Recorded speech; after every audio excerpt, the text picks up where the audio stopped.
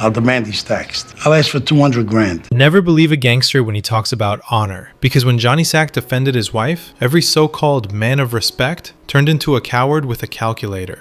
You violated my wife's honor. Ralph slept with Jenny? There is a peculiar irony in watching The Sopranos mourn the decay of mob honor, while its own characters drag that very word through the mud. Nowhere is this hypocrisy more vivid than in Johnny Sack's outrage over Ralph Cifaretto's joke about Ginny Sack's weight, a moment that exposes both the farce of mafia morality and the terminal state of its so-called code. Ginny Sacramone. What she needs is her own zip code. By any civilized metric, Johnny's reaction was deranged. But the mafia is not a civilization. It is a medieval honor culture in a tracksuit. Within that warped frame, Johnny's fury was not only understandable, but, by their own rules, entirely justified. Ralph mocked the wife of the underboss of New York. Not a guma, not a mistress, but the mother of his children. He did so in front of peers, ensuring the humiliation metastasized from insult to institutional disrespect. In an ecosystem where respect is synonymous with deterrence, Johnny's rage was not a choice but an obligation. A man who lets that slide signals weakness, and weakness is terminal.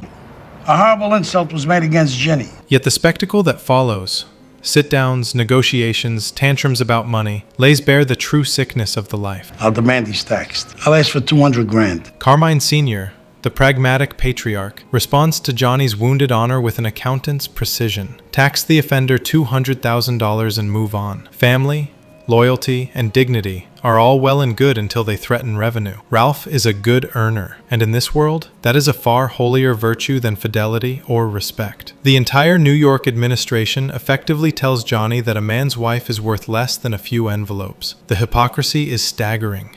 Thanks for the stamps. These same men will beat, maim, or kill over slights far more trivial, unless, of course, the insult targets someone else's household. Tony Soprano curb-stomped a man for speaking crudely to his daughter, yet he lectures Johnny about overreacting. Polly Walnuts, who helped spread the very joke that enraged Johnny, later pretends to be appalled on his behalf, all while having made far crueler cracks about Christopher's infant daughter without consequence. Honor, in this world, is not a code, it is a convenience. Johnny's mistake was procedural. Rather than quietly having Ralph beaten to a pulp behind a dumpster, the traditional, tasteful solution, he attempted to route his vengeance through proper channels. He sought institutional justice from an institution that no longer believes in justice. His appeal to Carmine, an old man allergic to risk and addicted to profit, was a fool's errand. The old honor culture, the one Johnny nostalgically invokes with phrases like "back in the day," is already dead, replaced by a corporate hierarchy that speaks of family while balancing ledgers. Even so, Johnny's devotion to Ginny remains one of the few genuinely human things in that asphalt jungle. Unlike his peers, he is monogamous, even tender. He defends his wife not as property but as person, though filtered through the vocabulary of machismo and reputation. His love is real, his rage sincere, but sincerity in this universe is fatal. When he later discovers Ginny hiding candy, the tragedy is almost Shakespearean. The man who demanded respect for his wife's honor is undone by her secret shame. Beneath the operatic fury lies heartbreak. Hey, Ralph. Ralph, for his part, is the perfect emblem of the modern mobster. Coked up,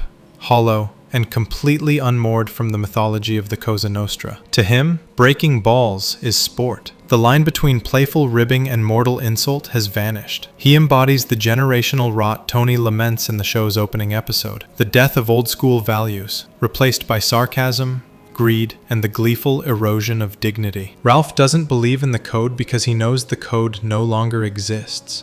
We depend on this guy. Tony, meanwhile, proves the ultimate hypocrite. He lectures Johnny on restraint, yet his own brand of justice depends entirely on who has insulted him and when. A remark about his horse or his daughter draws blood. A crack about someone else's wife merits a shrug. His refusal to back Johnny is not about principle, it's about profit. Ralph is valuable, Polly is useful, and Johnny is a problem. That's the new law of the land. I don't betray confidences, Ralph. Are you denying you said it? The irony, of course, is that Johnny's moral outrage exposes his own moral blindness. His demand to clip Ralph over a joke would have ignited a war, cost both families millions, and achieved nothing except catharsis. His refusal to reveal Polly as the source of the gossip, because Polly was his informant, proves that even he values advantage over truth. For all his bluster about honor, Johnny sacrifices it the moment it inconveniences him. The man who decries betrayal is sustained by it. I want you to sanction the hit on Ralph Soprano. What the Ginny incident truly reveals is that there is no such thing as respect in the mafia, only the fear of appearing weak. The mob's honor is not moral but mechanical, a ritual of dominance and survival. In such cultures, as anthropologists note, honor exists only in the eyes of others. It must be performed,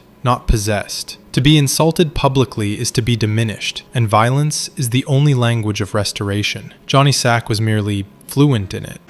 I mean, this is my wife we're talking about here. And yet, his adherence to that doomed creed feels almost noble compared to the cynicism around him. In a world of bottom lines and backroom deals, Johnny still believes, foolishly, that some things are sacred, that a man's wife should not be mocked, that words have consequences, that reputation matters more than money. He is the last romantic in a fraternity of accountants. His tragedy is not that he is wrong, but that he is an anachronism. Phil has to know that punishment has been meted out. By the show's end, Tony Soprano has become exactly what Johnny feared. A businessman in a blood-soaked suit, presiding over a crew that jokes about wives, kills friends, and harasses daughters, all under the banner of this thing of ours. The once mythic honor of the mafia has dissolved into bureaucracy and hypocrisy. Steak. Again with the money? Yeah, again with the money. Johnny Sack's rage, ridiculous as it may seem, was a final howl from a dying order. The world around him had already decided. Family can be mocked, loyalty can be negotiated, and even an underboss must put a price on dignity. Carmine's line might as well serve as the mob's epitaph. Name a price or get over it. All right, then I'll talk to you. Ralph paid nothing. Johnny paid everything. In this world, respect's extinct, but clicks still count. Subscribe.